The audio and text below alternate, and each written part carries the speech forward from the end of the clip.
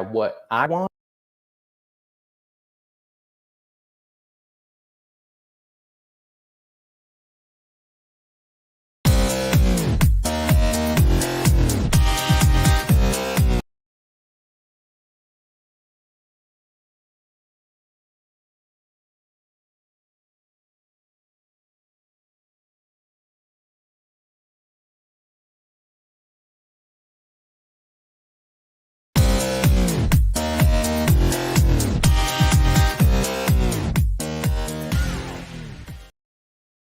Is that what I want and what I think you want is to see leftists in power and move policy in a legitimately leftist direction, right? Is that correct? Is that what I mean? That would make me happy, right? So absolutely. So talking about the inside outside strategy, just to get these 3 points across, because there's some things we got to agree on as a base set, right? And and I'll pose them as questions to you, CJ. Does it matter what policies get enacted? Meaning, does it matter whether we have a for-profit healthcare system versus a Medicare for all single-payer system? Does it matter if we have a bloated military budget as opposed to a non-interventionist policy? Does policy ultimately matter? Do you think? Yes. Okay, great. Yes. And I agree with you. And I'll agree with that. Now, point number 2, do the people that get elected ultimately have an outcome on that policy? Do elected officials determine in a very significant way what sort of policy gets enacted? Yes or no? No, you don't think that you think that it doesn't matter who sits in the seat? I do not. Okay, so if you believe that, CJ, part where we deserve, because where we diverge is because I believe corporations have the power, regardless of who's in there. Let me make this point. Sure. It's because let's take Pfizer, because that's a known entity. Pfizer donates to both Republicans and Democrats, right? Indeed. Corporate, it doesn't matter. So the question becomes, does Pfizer's corporate plan change whether a Democrat is in office or a Republican in office? And I think the answer is no. It's not. So their policy that gets enacted might be different. Their plan of corporations or corporatism of making profits is the same whether a Democrat is in office or a Republican. That's the entire reason why they donate to both. And this is the reason my answer to your question is no, is because the politicians aren't the ones who determining what laws are being enacted. They're simply the people whose arms is clicking the lever, but they're connected by a string to a corporation. So you got to look at it as a puppet. You get what I'm saying? I agree, but it's not a one-to-one. This is the reason why my answer is no to that question, though. Okay, but I disagree, and I do disagree. I agree on some parts, and the corporations do want policy to follow their direct wants. But for a corporation's direct wants to become policy, it goes through a middleman, and that middleman is the politician. So in my view, the politicians ultimately do have power to turn around and say, thank you, corporation, for your money, but I'm not going to do that. And then they won't get the money anymore. So that's not what happens, obviously.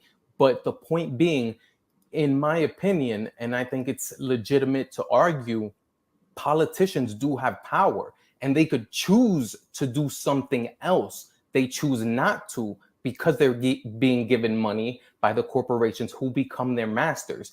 It technically, even following on your, the way you draw it, technically, if a politician wasn't beholden to a corporation, but was beholden to the community that they live in, if the community told them what to do, they would do that instead. You see what I'm saying? And so that's why ultimately I do think it matters who gets elected.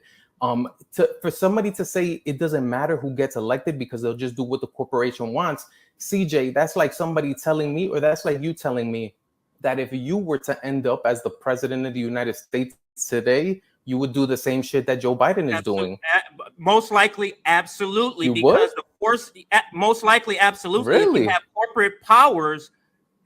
I disagree, CJ. If you're telling me if you were the president, you would do exactly what I'm trying to explain to you is that the corporate control power over our system is so powerful that anyone who gets in there will be doing the work of the corporations. Absolutely. Unless that person wants to ends up like JFK. You get what I'm saying? Like, can we start sharing? Absolutely. Okay. So, Okay. Let's start sharing.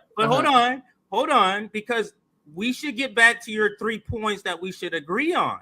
Because you said in order for this conversation to proceed, we have to agree on three. So far, one of them we do not.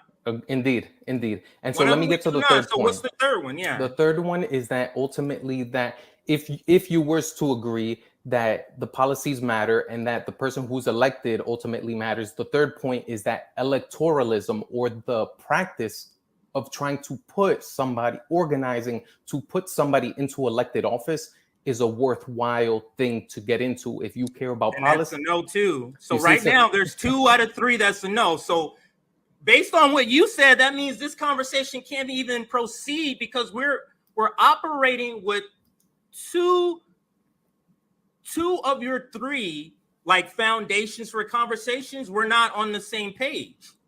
So ultimately, that's the thing, is that if you're a progressive, and that's kind of why I wanted to touch on the definition of what do you take to be a progressive? Because maybe that's a better way to make this conversation proceed, because those are the 3 items that I'm operating under. To me, it matters what policies get enacted. And in my opinion, the person who's you can most directly affect to enact policy are elected officials. Therefore, I organize in my community to get people elected that I believe will enact policies that are better for the people and not for the corporation. And I'm doing that on a local level. And I know we'll get into examples. Local level, I am not as against Democrats locally, because I got to tell you, in Long Beach, for example, we might disagree there. I worked at the. I'm not saying necessarily. I'm not saying necessarily meaning I don't have that blanket statement for local people, because you are able to affect. You show up at City Hall. I worked for City Hall in Long Beach for a couple of years. Right? Saw politics in real life, where the mayor's coming down, the elevator. There's 100 people outside in his face. You get what I'm saying? How like you never get that with Joe Biden. Like voters are right there in his face, calling them every day. Like, so I get. So there is a possibility. Pardon me. There is a possibility to elect these great people, and I know these same people that you're talking about. I went to the website, and it's a lot of them that I know. So it's not a critique on the individual person or their policy. Sorry, I heard fire engine or something. So it's not a critique on them. It's a critique on the team. And this is the question I wanted to pose to you. Sure.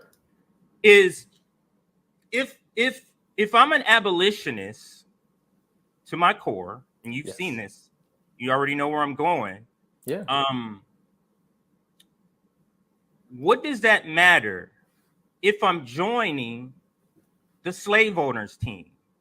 Like what does my individual belief, how does that trump my team's belief? So that's what I'm saying about progressive. How does AOC or whoever's going to be elected, how does your individual belief trumps the team? More importantly, trump your leader, the person who's giving you your orders. That's what happens. And this is the reason why I say it doesn't matter if you're non-corporate. If your boss is corporate, AOC doesn't believe in taking money. Pelosi sure as hell does, and she takes it by the millions. So are we executing AOC's ideology, or are we executing Pelosi's ideology as a Democrat?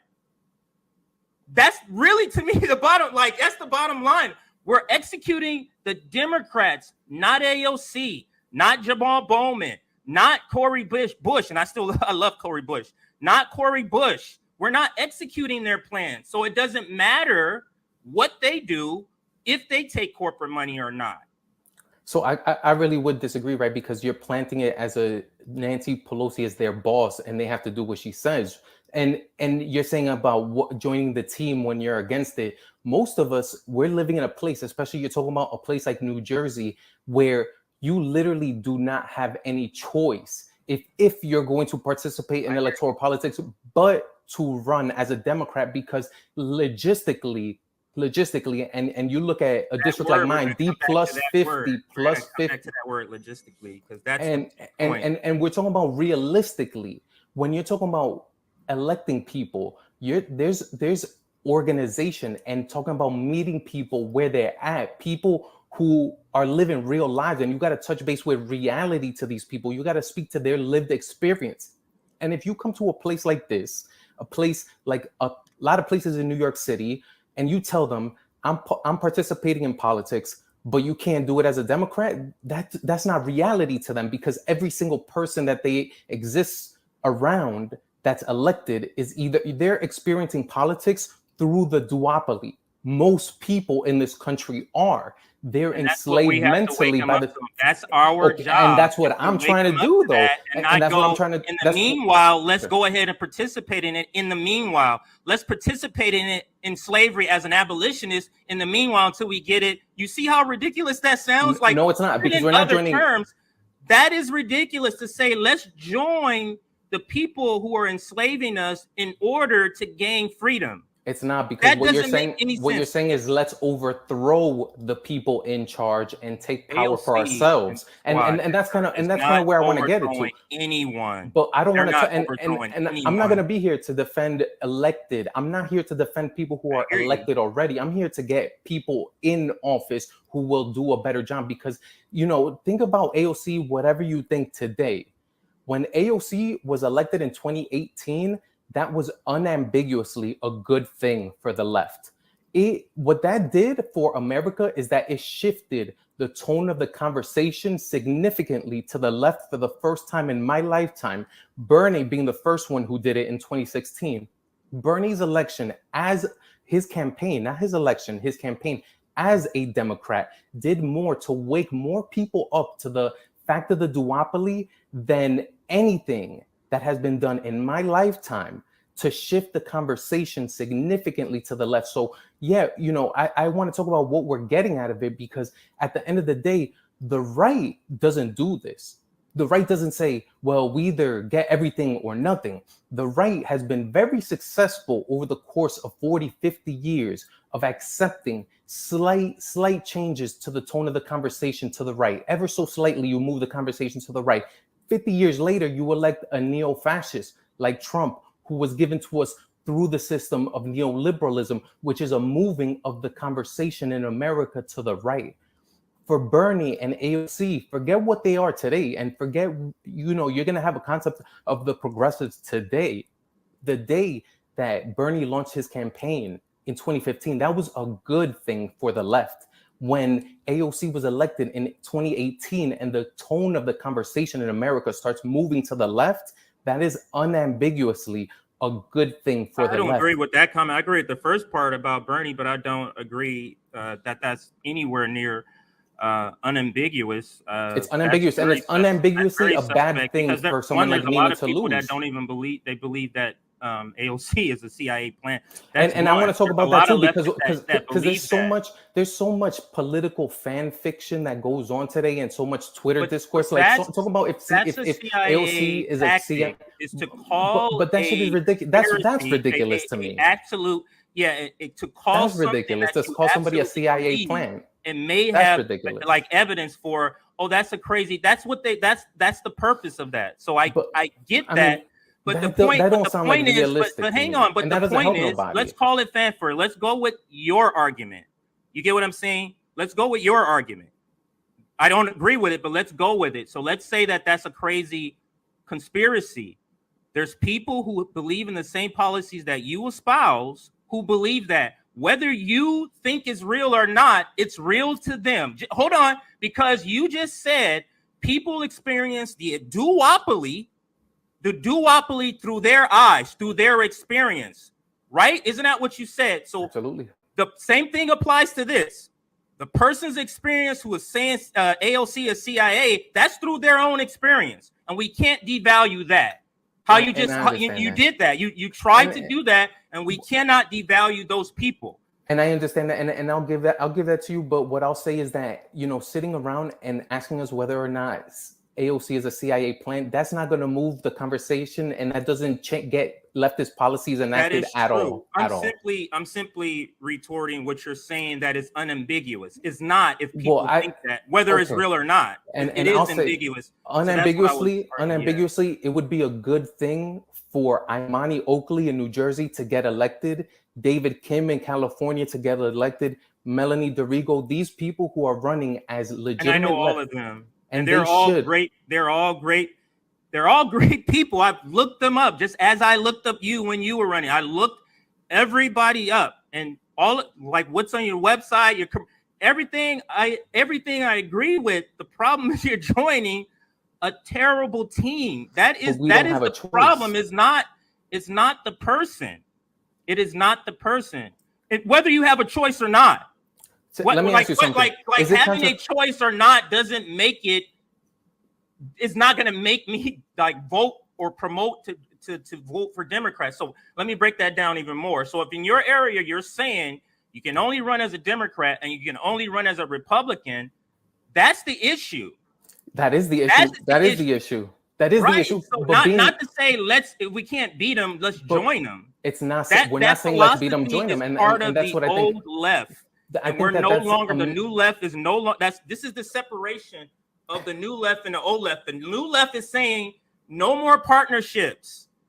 It's not a partnership, it's a hostile takeover. We're done. It's not, it doesn't look pretty hostile when you're calling her mama bear. You see, it doesn't look pretty hostile when you call. But hold on, you're basically trying to tell me that we can't, let's forget about history, what we see, what we've experienced, what the very progressive you're saying we should elect.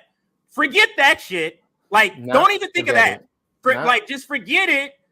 These new people aren't gonna do that. What I'm saying to you, Hector, the very same argument people had about the same people you now don't want to talk about or defend. The very same thing that you're saying, that were great people, and people were saying that. AOC and all these people, Cori Bush, even I, was saying all of these things, but then they get inside and do this. So you have to understand that there is a hesitation, more than a hesitation. There is a complete wall that you're going to hit with a lot of leftists, because we've tested this out so many times.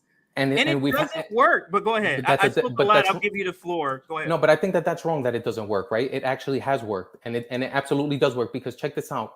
Be as upset as you want at AOC and Jamal Bowman, whoever it is, for disappointment. And that's what I think a lot of this comes out to, is that people believed in them, and now that they're disappointed because they didn't get what they were expecting. But again, unambiguously, AOC is better as a representative than the dude she replaced, Crowley. The same thing for Elliot Engel with Jamal Bowman. Unambiguously, it is better to have Jamal Bowman than Elliot Engel. I think you're muted, my brother. You're muted.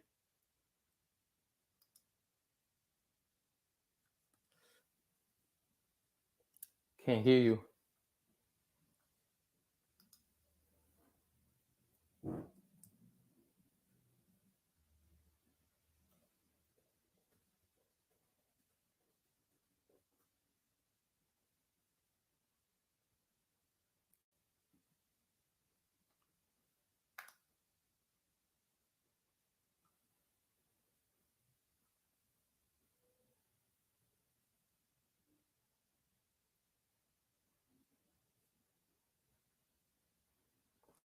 Can't hear you. Can't hear you. I can't hear you. I'm sorry. I couldn't hear you. I was on mute, and good thing I was on mute. So, but listen, question I have is: did anybody reach out to you, Hector, to come on this show to talk to me about this? Because it's a little bit coincidental that I just made a video about Marianne Williamson thing, and this came, and now, you know, I'm speaking to you a week later. So did anybody participating on that reach out to you to reach out to me? Absolutely not, and we can prove that because the DM that I sent believe to you you. was You don't have after to- the. you- No, but you don't have just to so prove anything. so your audience No, knows, I sent you the first DM. I sent you the first DM a week before the Marianne Williamson I thing hear came you. out. So I hear you. I did this because I do believe the inside strategy is worth engaging in. It's something I'm personally engaged in on an ongoing basis locally in Jersey. I know a lot of the candidates who are running now because we've maintained relationships from the time that I ran. And I personally don't like what I see as a lot of punching left from other leftists to say, you know, let me tell you something, CJ. If I was come here and I was to tell you direct action, mutual aid, that's not going to bring about socialism. That's not bring about communism. That shit's a waste of time. I will be wrong and I will be an asshole for that. But there's so much discourse. You're an that, asshole for saying your but I would opinion. be wrong. I would be wrong for that. And I think that there's so much discourse that goes in to, especially goes on the left, of attacking other leftist candidates just because they live in a part of the country where political reality is that if they want to win an election, they're going to have to run as a Democrat. And I don't like. I'm against anybody attacking anybody. Nobody should be attacking any individual you're right, candidate. You're right. But let's talk no about. one should be doing that because they're great people. I like I said, I know a bunch of them. They're great people. Let's talk about vote harder because a lot of people are very dismissive. We should absolutely be attacking the concept as the new left. As the new left, that's who I'm speaking to, and the new left is completely on that. This is the separation. There's one separation. I don't believe so. I don't believe that's true. And that is, well, we're forging it, Hector. RBN is the one who's forging this new left along with our comrades who are already a part of it. We've already had this discussion. Like, this is the separation. We've decided that this strategy is allowing too many people to die and suffer. This strategy here. It would be another thing if these people were not, I don't mean the people who are running. It would be another thing if the progressives were doing both, like doing activism. Like, can I just share something with you? Hold on. No, because let me say what I mean by that. I'm sorry. Before you tell me. So what I mean by that is AOC, Bernie Sanders, Cori Bush combined have several dozen million people. Bring union members together. Let's have a general strike summit. They could do that, but they're not, because corporations don't want them to do that because they don't want to rock the boat. They could absolutely get the ball rolling on a general strike summit. How about this? The Poor People's Campaign. They're starting a direct action thing. Reached out to them. They're not a part of it because they can't do it. So to talk about a couple of points here, when you talk about that Pelosi is not their boss, that's absolutely correct. That is absolutely, they don't fall out of line whatsoever. It's almost like they're in fear of her almost. So not sure what's going on behind the scenes, but even Cori Bush, who I love, has flipped the script, has gotten silent. Stories about her being at the Medicare for All march, not wanting to be on camera, not wanting to say anything. So there's a losing of the spine once they raise their hand and say that oath. And we cannot or do not have the time to put in another crop of progressives for this to happen again. Now, so let me tell you what I thought we were going to agree on. I thought you were going to tell me, or one of the points I thought we could agree on is that I don't believe any inside strategy can't work. I just believe this inside strategy can't work. Which is the inside strategy of the Tea Party can work, where you're running against your own party. You're saying these people here are terrible. Bring me into office and I'm wrecking shit. That if you're doing that's that, exactly what that. But that's exactly what I'm talking about. That's exactly what I'm talking about. Listen, sir, you can act like any of these candidates are talking like that, and they are not. I've watched all of their material. I've been on all of their websites. No one is speaking in that terms. Zero. They're all speaking in the terms that AOC spoke. No one is saying we're going in here wrecking shit. No one, sir. No one. Even you weren't saying that. That's not true. That's the thing. That's not true. You're absolutely incorrect about that. And I'm going to tell you explicitly saying the words. Explicitly not saying around the words. about, oh, this means this, or I call them like exactly? I'm saying we're going to Washington to disrupt what the Democrats are doing because they're terrible, like that. The Democrats are terrible, and we're coming here to disrupt that. I think I ran exactly on those words. Okay. Well, I mean, I absolutely could show you that. And anybody who's interested here, go to my pinned tweet, is my campaign video. In those exact terms, I'm talking about the Democratic establishment. We are running against the Democratic establishment. If I could share my screen for a second, because there was a couple things that I wanted to bring to this conversation. The first thing you was talking about, activism, correct? You want people who are going to be there and be activists. I don't know if you could see my screen right now. Sorry. I forgot. I'm supposed to approve it. Sorry, my bad. There we go. Now it's there. What does that say? Discusses being arrested for protesting Hudson. But what does that mean? That means that I am of the crop of leftists that is actively engaged in hostility to the Democratic establishment. The Hudson County Executive is is the second or third most powerful Democrat in where I live in Hudson County. If it's on the same tab, this is what happens. You mentioned JFK. This is what happens to people who try to organize in Hudson County. This is what happens to people who organize in Hudson County. 5 years ago, a consultant sent 2 dudes to stab up a cat in Jersey City, where I'm organizing. If I scroll down, you see those firefighters that are in Jersey City, and then burned his body alive. This is not games out here.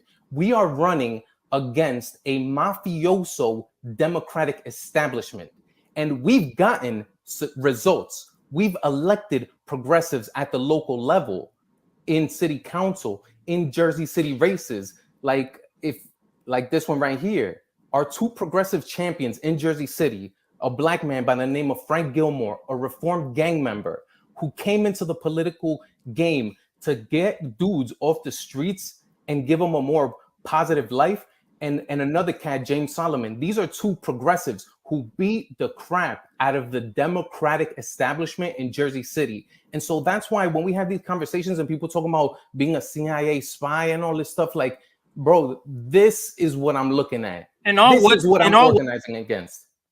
I'm not sure why you would bring that back up, but all what stuff? What do you mean by that? Well, because there are people who absolutely believe that, and they're part of my audience, and I mean it's offensive. I'm talking about being. I'm just saying it's pretty offensive that you're being. I don't understand why you would come back to that after we already come back to what? What do you mean? I'm saying there's people who believe that. So for you to go back to say, I'm not saying that's not what I'm talking about. People who believe in this and that. Like you're being very like whatever's dismissive about it. You think I'm being dismissive? Yeah, exactly. Like I'm just saying, dude, come on. I'm not trying to be dismissive. What I'm trying to say is that I'm living in a world where this is the reality that we're facing. And if I want to get change for the people in my community, reality is different than yours. Then could that be possible? 100%. And I'm sure it is. And I'm sure there's many people like that. And they're living their reality. I'm living my reality, and my reality is the police is funded. Their funds are going up under the Democratic Party, who are killing us. If that means get to the point I can't team up with them. They're literally murdering our people. Literally. Any person who decides to join that team, I cannot support, and I'm going to vigorously campaign against. Doesn't matter how much I like you. You can't keep joining a team that's killing us. They're killing us. I agree with you. When are privileged people, not you, not saying you're privileged because you're not, when are privileged people going to get that? This electoralism is too slow. In 4 years, in 8 years, how many more people are going to die? So Untold it would be numbers. one thing. It would be one thing if, for example, I went on the Jen Perlman show. Indeed, and I want to talk about that. Hold on. I'm using this as an example. We're about both. And I'm using it as an example to say, you can't say you're about both direct action and electoralism, but then 75% of your conversation is about electoralism. You get what I'm saying? It's like you're putting full effort into electoralism and half effort into direct action because you're only doing that direct action to say I'm doing it. It's not full-throated.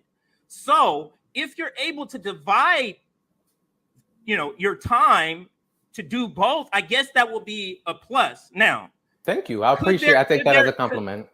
Could there be a person who's just so great that even leftists who are saying they're not going to support a Democrat, they may support? Maybe. And I'm thinking of the person in Seattle. I always say her name wrong. I don't want to say her name. It starts with Kashama Sawant. Yes, I always say her name wrong. That's why I don't. Great, and I'm glad. Yes, if it was a person like that who's basically saying, look, like explicitly, because I just don't want to be any confusion. When I'm saying say these words, I'm saying literally those words, not anything like those words. You get what I'm saying? Like literally those words. So if somebody's coming in and saying, hey, I'm a socialist, but there's no socialist party, that's why I'm running to take down the terrible Democrats, maybe we can work. I'm not going to vote for anybody to be speakership who takes corporate money. Maybe we can work. I'm not hearing any of that. Maybe we can work. But then again, on the flip side, AOC said all of that. There's video of her saying she's not going to support Nancy Pelosi. So then we get back to, how do we believe what people are saying now? Like you show me the article with you being arrested. That's before you got elected. There's plenty of things we can point out from Cori Bush, Ilhan Omar, AOC before they were elected is great. Like I will do the same thing with them side by side. Can I just correct That's not the issue. The issue is not pre-election who the person is. The issue is post-election, and we simply, Hector, don't have any history of a Democrat being elected and them not shifting to the middle or to the right. We simply don't have that. But this is why it's such a hard case for this to be pulled off, for you to pull this off, or for anybody to pull this off. There is no example of this working.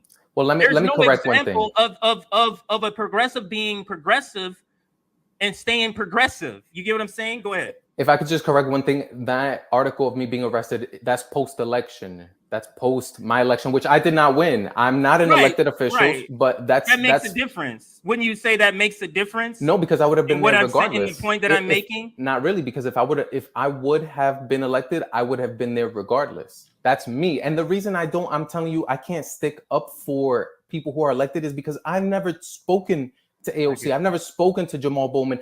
Even Cori Bush, whoever it is, I've never had a conversation with this person for me to tell you I'm going to come here and defend that person. There's two things I think you said that I kind of want to touch on, and it was the Jen Perlman episode where you said something that I think was very enlightening. And it's that as leftists, what we're asking for is solidarity. That's what we really need, is solidarity. And as a progressive, I think a lot of us are asking the same thing. It's like, why are leftists who agree with us ideologically not showing the solidarity? If, again, imagine because you're joining the slave owners. Because you're joining and the slave owners. But the reason we're joining is not because we like it. It's because we don't like it and want it to change. So the reason we're going in through the Democratic Party, number one, is many people don't have a choice. They live in a very blue place where the only person who's going to get elected is a Democrat, and you don't like what the Democrats stand for. So you're running to change what it is by getting in. Going to the police department say, what you're saying sounds eerily like what they say. What do you mean? When they want to go into the police department to change it and they're good, and it's like that's not an entity you can change. I think it's that's an different. absolute, It's a very different situation because apples how to do you hold apples those comparison? Not really, because you could hold a person elected accountable in ways you cannot How? hold a police How? accountable. You could take power away from them by getting them out of office. Very simply, just and that's where I think we diverge, because if it didn't matter, right? Why do these people want to be reelected? If they're just on a string and they don't make any decisions, and money. Exactly, power and money. That's why they want to get reelected. Power means something, doesn't it? Power means something, and they want to keep power and money. Mm-hmm. Indeed. And so pretending that these people don't have a degree of power or that they're just interchangeable, I think is a significant mistake. Hold on, let's discuss that, because you took power to mean something different. I mean power over lay people. I'm AOC, I'm a congressperson, I'm a celebrity. Power. They don't have any legislative power. So I make sure we understand that's absolutely not what I'm saying when I say power. It's power as in the sense of ego power. Well, that's why you get that's why people make this a career. Again, I significantly disagree. I significantly disagree because people are not going to sit in careers if there's nothing to it. They would be somewhere else. Money. I just explained that to you. I explained it's power and money. It's instantly becoming a celebrity. On top of that, making money and getting great health care. Are not celebrities. Most congressional people are not celebrities. They're celebrities in their local area. They are a local celebrity. How else would they get elected unless people know their name and know who they are? Okay, well, let's talk about realities, right? In New Jersey, there's a political machine that drags people out to vote all the time. These people don't know a name from anything at all. Mm-hmm. Again, if let me show you what a ballot looks like in New Jersey. If you let me show that, these people don't know who they're voting for. This is the ballot I ran under. Let me take this off so you can see the full thing. Hold on, take that off. And if you can make it full screen, what do you see there? What do you see there when you look at that? Like this? Yeah, just look at that. What do you see? Just tell me what you see. Shit, my eyes are bad. I see Democrat, and then it looks like these are letter grades. I can't see the small writing, but I can see the letter grade. So these are columns. I see Booker under B. I think I see Booker. And who's above him? Who's above Cory Booker? Biden. And who's under? He's a B. Exactly. And who's under? Under him. I can't. I think it says Spires. Yeah, some weirdo that I ran against. But the point is, this is a ballot in New Jersey. Mm-hmm. This is what 90% of voters see when they walk in. They go to that B column and they just vote down that B column. You could put any name, any person in that B column, and they would get elected. This is the part. What does the B stand for in your state? Is it incumbents or under B? Is that what that is? Well, or what is that? Again, B stand for? If I can tell you, this is actually an example of people running as Democrats and it making a difference. Because in normal years, the establishment has a complete column. You could see a complete column under B, correct? There's a candidate in every single slot. Other columns are not the same. You can see that. Look to the right of Joe Biden. You see how there's empty boxes all over the place. There's a dude in D. His name is Will Sheehan. All the way in the corner on the right. You see that name? All separated from everybody else. That dude is not going to get anybody, and he didn't get anybody to vote for him. What we did, me and an organizer from the civil rights era named Larry Ham in Newark, organized together. We got another person to run with us at a local level as a Democrat, and we were able to make a complete column, which let us compete for the columns. The columns are basically determine who gets elected. This is called the county line in New Jersey. And this is how the Democratic establishment holds over people's minds, literally mind controls people with a ballot that gives you predetermined outcomes. You see what I'm saying? That's what I'm up against. No, that's what I'm not following. I'm not following, but what does that have to do with running with leftist supporting Democrats? Well, without other leftists supporting us, without our ability to recruit a candidate for the Senate to run against Cory Booker, we were the only ones in a congressional district with a legitimate shot to kick establishment corporate Democrats out of office. And so to me, our entire campaign was a testament to how this strategy has merit and can result in actual things for people in communities. Even if we live in a place where we have to run as Democrats because there are no other legitimate choices in my community. What do you mean by legitimate choices? Well, again, let's go to my district, the 8th Congressional District of New Jersey. That is a district that is D+51. D+51. That means just running as a Democrat in a general election means you will win the election. That's what that means. What that means is that the only place for competition is in a Democratic primary. Only one. You talk about... You're not answering my question. I'm asking you, how does this legitimately, like I'm asking because, okay, well, I'll tell you this. When candidates run for office, I hear a lot of discourse about, well, they're taking poor people's money and wasting it, right? We've heard about talk like that, right? If you're running as a third party, third party candidate in my district, you are against not only the institutional barrier, not only the institutional barriers of the duopoly. On top of that, you have this machine on top of that, which is the Democratic establishment that will make sure essentially nobody gets elected here but Democrats. And that's what I want you to understand. There are many places like this. I'm still not following. If a person is what I'm getting to is, I thought you were saying there's no other option. Yes, that's what I'm saying. So let me say this. When I speak, I'm speaking literal, like literal with the words of how I speak. So beautiful. So, but that's not what you're explaining now. That is what I'm explaining. There's other parties. You're just saying the game is tilted. That's a different thing than saying there's no other.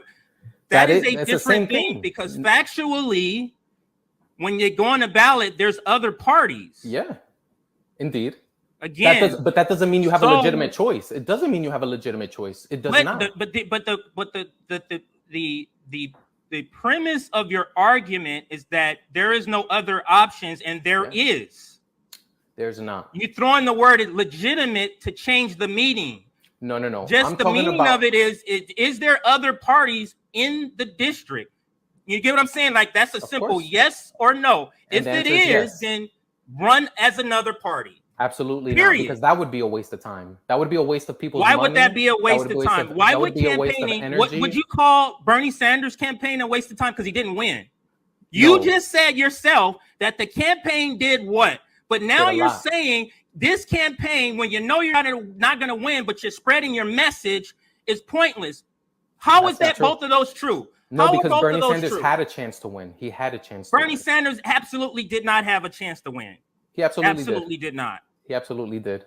He absolutely did. And if I didn't believe that, I wouldn't have organized for him. I wouldn't have donated to it. I do believe he had a chance to win. I get that's why you did it. I get that's why you did it. And I get that's why you believe he was going to win. What I'm saying, me looking at it, he was absolutely not going to win. He got as far with it. But the question I asked was, you said earlier, his campaign did great things. Good things. This was when you were trying to establish things. We're good things, great things, whichever. You said that it pushed the political conversation. To me, I would call that the left. Great, like a culture shift. So if a campaign can do that, how is a campaign worthless running as a Green Party, running as a socialist, running as a communist if you're not going to win? How is that if you're spreading the message in the way that you spread that Bernie Sanders did? Okay, and that is, again, the point of the inside strategy is ultimately to get somebody elected. And so me as an organizer, I would not feel comfortable asking for people's money when they're poor, asking for their time when they don't have a lot of leisure time, when in my heart, I'm not going to get elected at the end of this journey.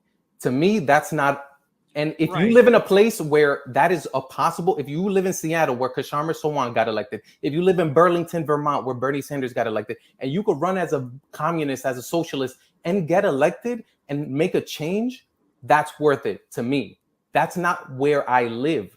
And I wish that my communities wouldn't be written off this conversation of we're not worth organizing in, or it's not worth engaging in political activity in places like this, just because on top of the duopoly, we have another stranglehold upon us, which is a monopoly, a political machine, which essentially works as a mafia, which we're trying to go against and abolish. If we keep, tell me how this strategy ends the duopoly.